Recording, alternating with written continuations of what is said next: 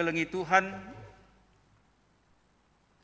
mari sibuka kitab Mazmur sada ayat sada 6.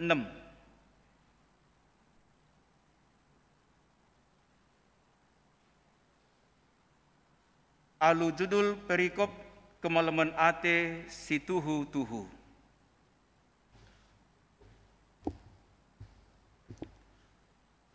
Kata di bata eda, kogeken man banta krina. Malam me ate kalak sila megiken pedah kalak jahat. Sila ngusih perbahanan kalak berdosa. Sila erteman ras kalak megombang man di bata. Tapi kriahena eme matuhi undang-undang Tuhan, dengan ngukurisa suari ras berngi. Ia seri ras batang kayu, siturah i tepi lau anak, erbuah ibas paksana, dengan pulung nape lamelus. Sebab sangat ia ibas krina pendahinna.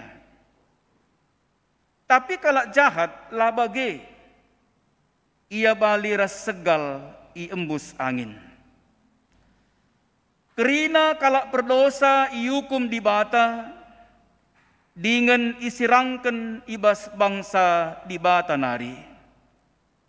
Kalak benar itegu-tegu dengan ikawali Tuhan, tapi si jahat lid ibas dalan ku kebenen. Sejenda kata di bata si jadi ora tentah. Mejuah-juah man banta krina, kita si pulung ibas gerejenda, bagepe man kam krina perpulungan, sing ikuti ibadah hena i rumah nari. Salam sehat, bagepe salam teduh hati man banta krina.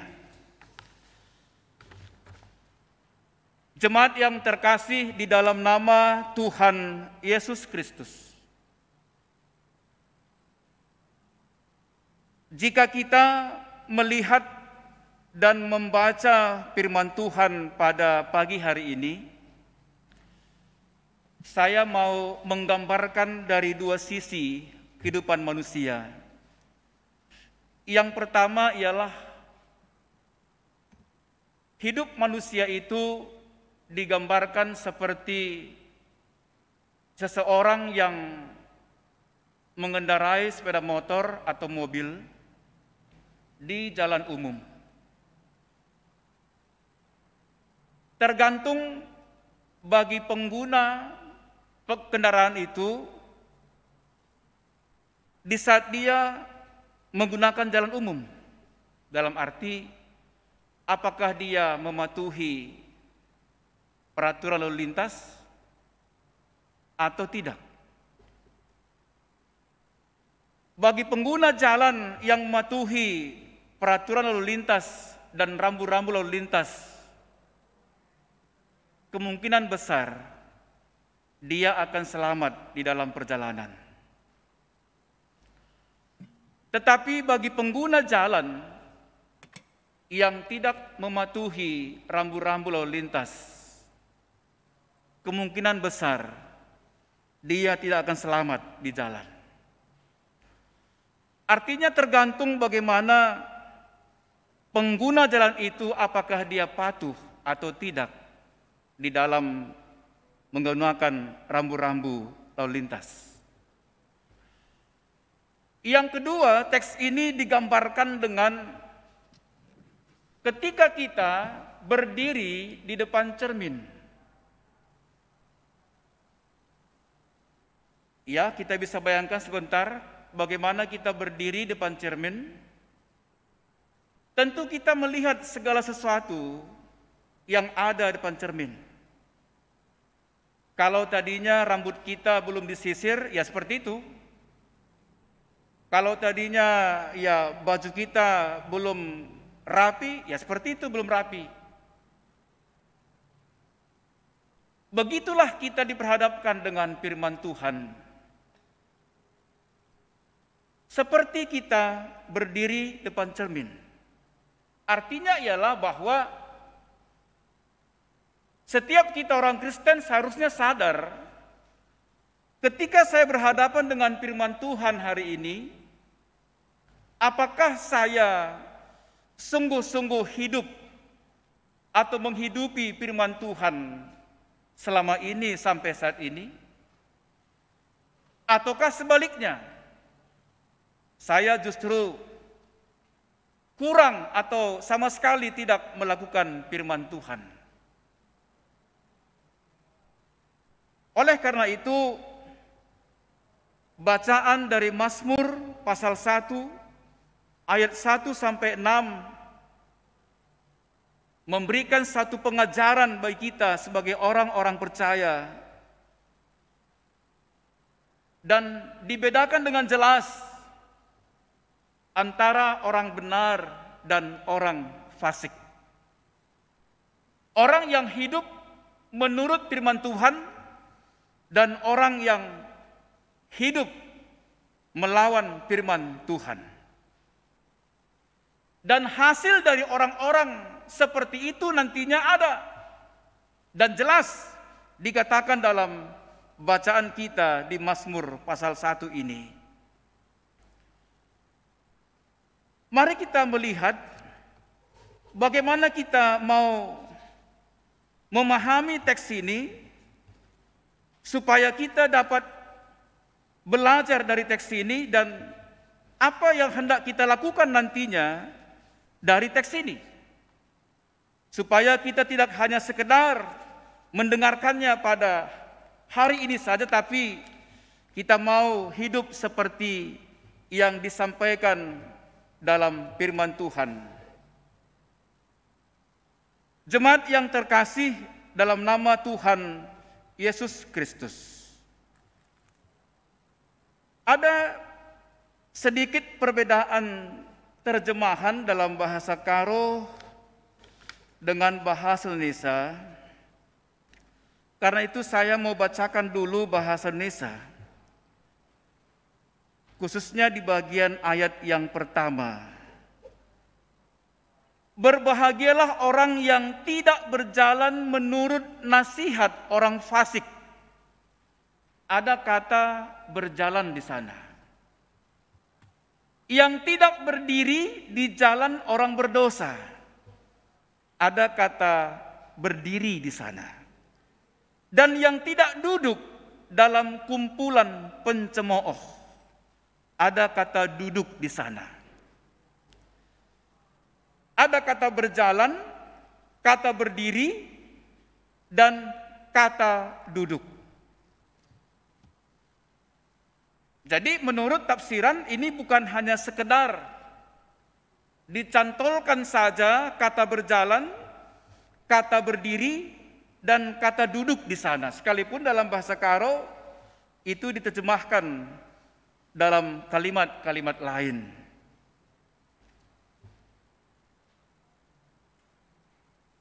Bagaimana kita melihat teks ini?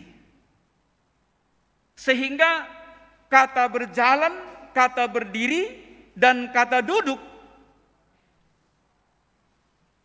akhirnya menjadi jelas bagi kita dan kita dapat memahaminya.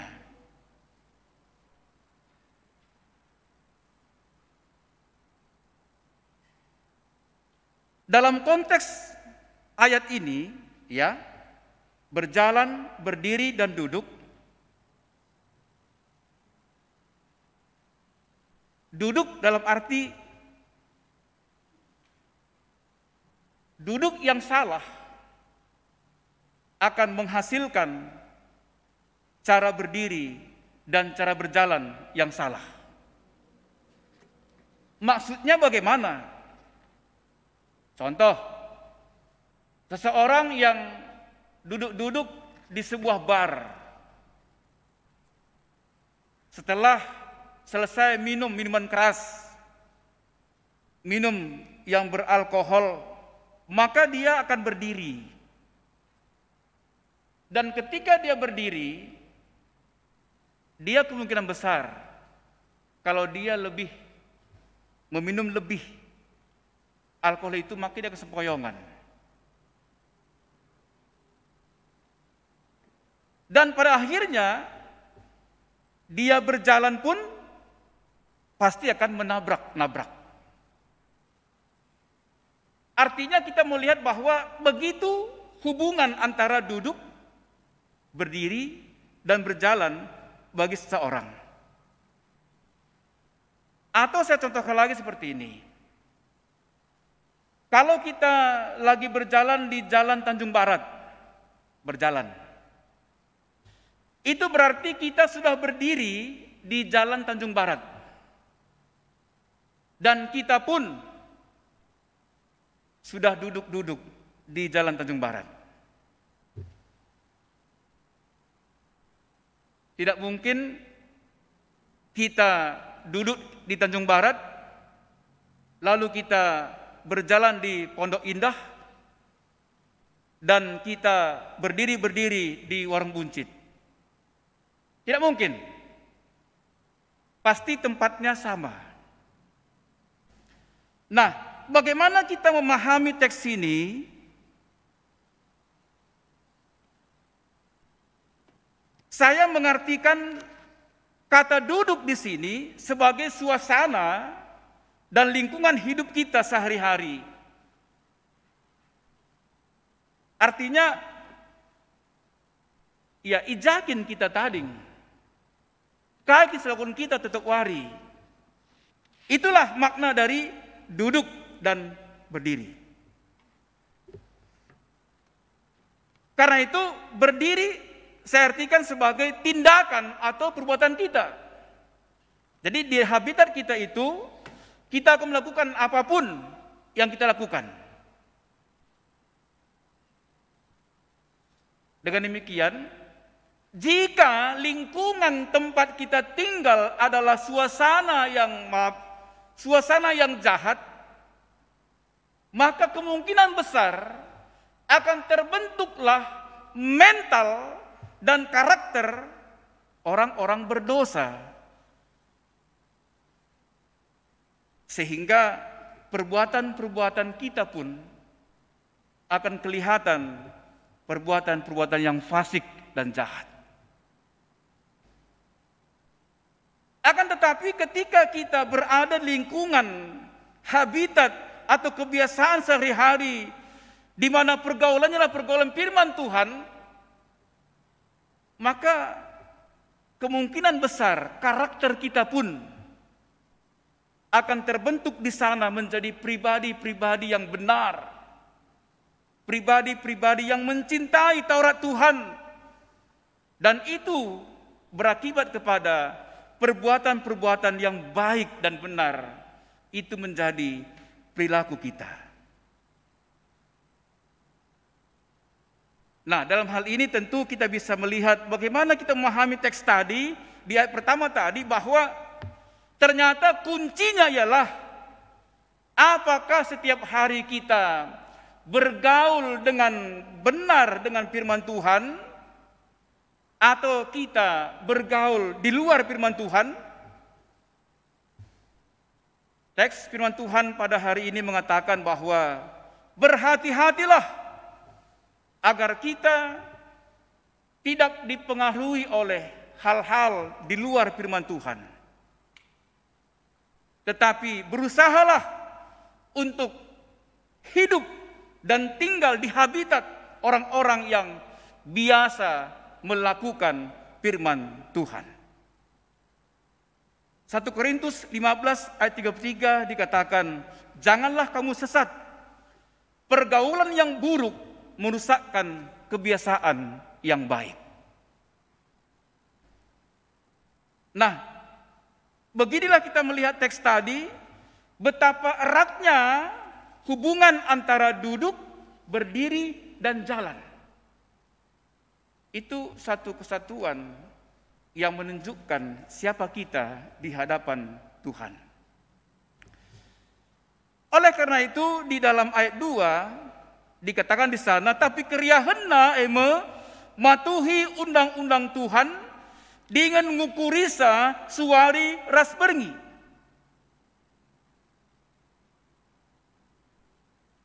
Inilah saya katakan tadi bahwa habitat kita bagaimana di tengah-tengah kehidupan kita. Orang-orang yang menghidupi hidupnya berdasarkan firman Tuhan, maka ia seriras batang kayu, siturah i tepi lau anak. Erbuah ibas paksana dengan bulung nape lamelus, sangap ia ibas kerina pendahina. Ayat petelukan. Ini kan suasana yang sangat menyenangkan sekali. Menjadi idaman orang-orang Kristen. Dan inilah hasil dari orang-orang yang hidup di dalam firman Tuhan. Digambarkan seperti sebuah pohon yang tumbuh di tepi aliran sungai. Jemaat yang terkasih dalam nama Tuhan Yesus Kristus. Tentu dalam bacaan kita ini ternyata hasil bagi orang-orang yang tinggal di habitat orang-orang yang melawan firman Tuhan, kalak jahat labage ia baliras segal iembus angin. Dalam terjemahan bahasa Indonesia, ia seperti sekam yang dihembuskan oleh angin. Setelah saya baca buku, ternyata ini bukan sekam, tapi kalau kita pernah masuk ke penggilingan padi, yang dimasukkan sekam ini ialah dedak yang halus-halus itu. Kalau sekam itu agak besar dia, kulit dari padi, sehingga orang jahat itu digambarkan seperti dedak. Biasanya dia ditumpukkan di luar dari area mesin penggilingan. Karena itu ketika ada angin menghembus dedak itu, maka terbanglah dedak itu. Artinya bahwa seperti itulah orang jahat di mata Tuhan. Artinya bahwa dia memang ada dia. Tetapi kelihatannya dia akan cepat habis. Karena apa? Karena ketika dia mendapatkan rezeki, ketika dia mendapatkan apapun yang dia perlukan dengan cara-cara yang tidak benar, dia akan mengalami seperti sekam tadi. Dihembuskannya lalu habislah dia.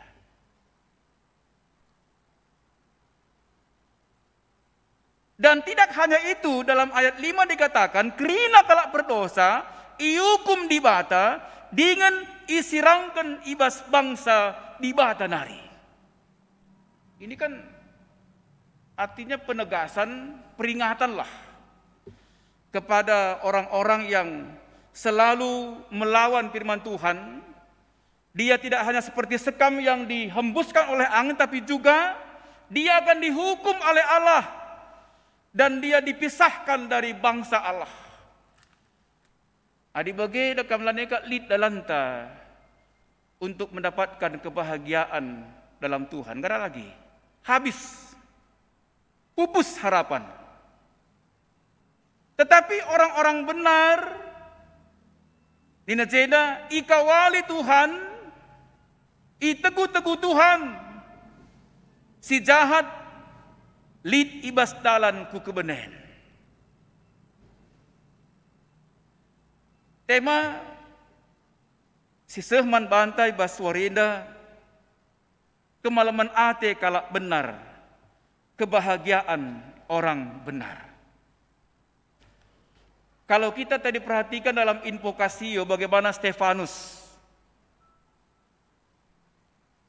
sebelum dia mati syahid dilempari dengan batu oleh karena kesaksiannya terhadap Kristus. Dia melihat Kristus. Saya melihat satu ayat ini, oh begini rupanya kalau kita hidup benar di hadapan Tuhan, bagaimanapun bentuk penganiayaan, bagaimanapun bentuk penderitaan, kita akan melihat Allah berpihak kepada kita. Dia tidak pernah meninggalkan kita. Stefanus dibuktikan dalam bacaan kita tadi di Kisah Para Rasul.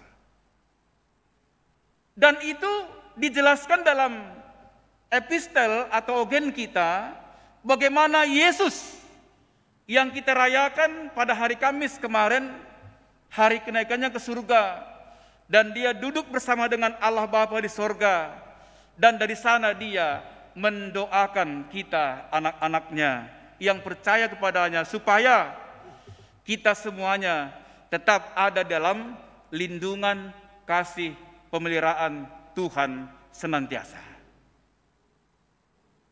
Pertanyaannya ialah, ada banyak kita orang-orang Kristen yang boleh dikatakan masih jauh dari firman Tuhan.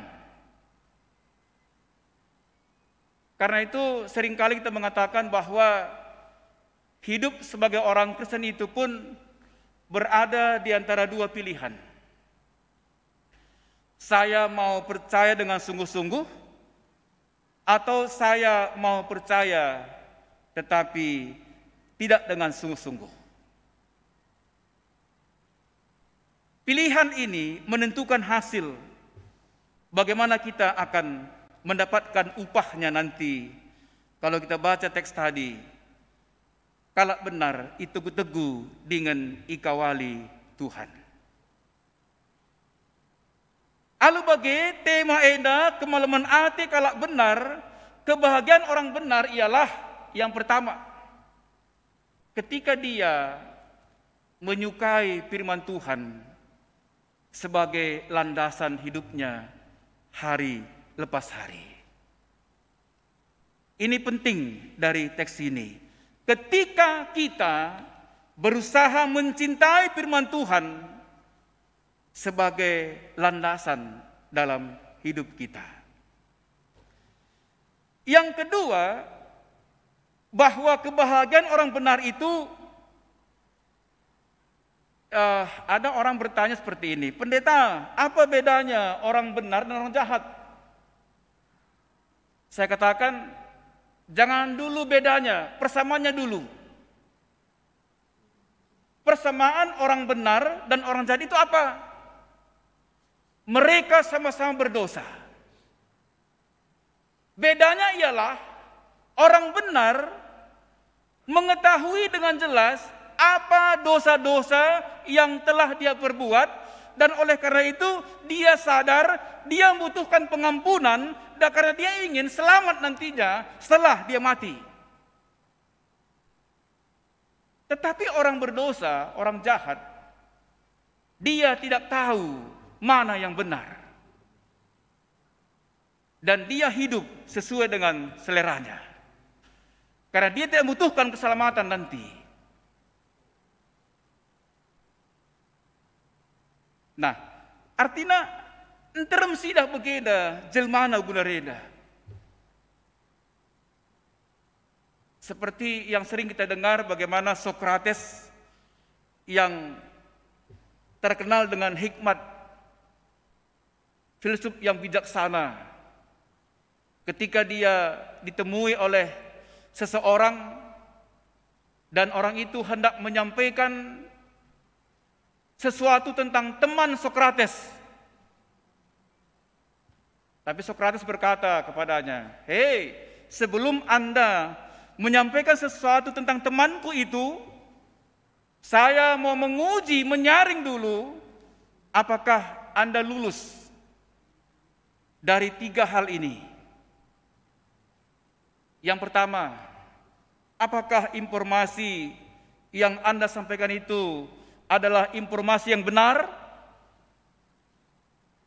Oh, saya tidak tahu pasti. Apakah yang benar tidak? Kalau begitu, tidak usah kau sampaikan kepada saya. Yang kedua, apakah informasi yang Anda sampaikan itu baik? Sepertinya ini bukan baik karena saya mau menyampaikan dia itu jahat. Kalau begitu tidak usah sampaikan pada saya. Apakah informasi yang Anda sampaikan itu berguna untuk saya? Sepertinya tidak. Kalau gitu, apa gunanya untuk saya engkau menyampaikannya berita yang tidak benar, berita yang tidak baik, dan tidak berguna? Itu hanya akan menghabiskan energi saya. Memang kalau skam toh, ini tidak begitulah kira-kira. Nah, bukankah ada banyak kita yang terhanyut dengan penyampaian informasi-informasi dari luar yang belum jelas kebenarannya, yang belum jelas apakah itu baik, apalagi apakah itu berguna untuk saya. Tapi langsung si santap saja, si makan saja. Orang yang hidup dalam firman Tuhan tidak seperti itu. Dia mau belajar seperti Sokrates tadi. Adalah mau berguna manbahanku untuk pertumbuhan imanku. Untuk apa saya mendengarkan itu? Yang ketiga ialah supaya kita hidup bahagia sebagai orang-orang benar, maka kita yakin ada harapan nanti. Ratinalit ulih kita kentae. Bagi digambarkan seperti ini. Ada 3 orang laki-laki yang sedang menunggang kuda. Pada saat menjelang malam, ketiga laki-laki itu persis akan melewati sebuah anak sungai yang tidak begitu dalam. Ketika mereka berada di tepi sungai itu, sepertinya mereka bertiga mendengar bisikan. Ambil pasir di situ, lalu masukkan ke dalam sakumu, jangan pegang, jangan lihat, sampai besok matahari terbit. Lalu mereka ambil pasir di dekat tepi sungai, dan dia ambil, dia masukkan dalam kantongnya. Mereka mematuhi semua seperti yang didengar dari bisikannya itu. Ketika fajar merekah, mereka sangat kaget. Mereka rogoh kantongnya, ternyata pasir itu sudah berubah menjadi mutiara, batu delima, dan semua barang-barang berharga dalam. Sesuai dengan porsi yang mereka ambil tadi. Makanya satu sisi mereka sangat senang karena pasir itu berubah menjadi harta yang berharga. Tetapi di sisi lain mereka juga menyesal. Kenapa tadi malam saya nggak ambil banyak-banyak ya? Kenapa saya ambil cuma sedikit saja? Menyesal pula dia. Nah, apa pesan teks ilustrasi ini? Pertama, bahwa seperti ilustrasi 3 laki-laki ini, begitulah kehidupan kita saat ini. Bahwa ketika Tuhan menjanjikan, seperti dalam bacaan tadi, bahwa ketika engkau hidup dengan benar, maka kalak benar itu teguh dengan ikau oleh Tuhan, ia serius batang kayu isi, turah tipilo anak rasibanna. Jelas ini. Tapi melalui kisah tadi, bahwa ada harapan, ada janji ketika mau mengikuti firman Tuhan. Mereka pun karena dia patuh, makanya itu berubah menjadi harta yang berharga. Adinda misalnya tengah berengi bukan pasti gagal. Nah, yang kedua tadi kan ada menyesal ini. Mereka menyesal, kenapa saya nggak kurban tadi? Nah, harus nakape dan sebagainya. Sebagai orang yang percaya pada saat ini, marilah kita gunakan kesempatan ini sebaik-baik mungkin untuk melayani Tuhan. Tidak ada ruang yang kita sia-siakan sepanjang hari tidak memuliakan Tuhan. Supaya nanti di sana kita nggak menyesal. Kenapa dulu saya tidak menghabiskan energiku untuk melayani Tuhan? Upah Naijenda sangat luar biasa. Albagai perpulungan kekelangan Tuhan, sebelum firman Tuhan pada hari ini, saya menegaskan kembali bahwa hidupilah firman Tuhan bagaimanapun beratnya pergumulan yang kita hadapi. Karena ada upah yang begitu besar sudah dijanjikan Tuhan bagi kita. Kamu seperti pohon yang tumbuh di tepi aliran air. Biarlah kiranya firman Tuhan ini meneguhkan kita semuanya untuk menjadi anak-anak Tuhan yang melakukan firman-Nya sebagaimana disampaikan pemazmur bagi kita. Terpuji gelar Tuhan. Amin ras kita artoto.